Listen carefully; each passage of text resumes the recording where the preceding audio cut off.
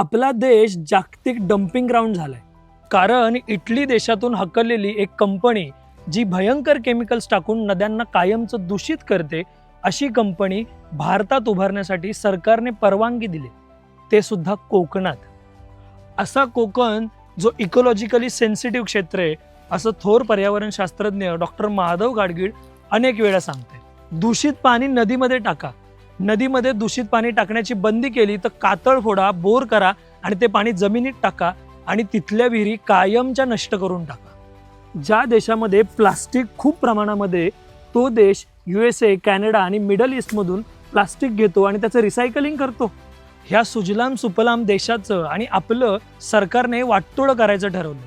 पण कमीत कमी आपण आपली जमीन, झाडं आणि पाणी तरी वाचवूया. तुमच्याकडे थोडे पैसे आल्यानंतर गाडी बंगला घ्यायचा तर घ्या, पण थोडी जमीन नक्की घ्या. तिथे झाडे लावा, निसर्ग जपा, म्हणजे तिथे निसर्ग बहरेल. समजा उद्या सगळीकडे हाहाकार माजलाच, तर तिथे फुलेला निसर्ग तुम्हाला मायेने जवळ घेईल. तेथील पक्षी तुमचं धन्यवाद मानतील आणि निसर्गाच्या लढाईत आपण थोडा तरी हातभार लावला याचा आपल्याला समाधान वाटेल. बाकी आपण सुज्ञ आहातच. धन्यवाद. आरोग्यम धनसंपदा.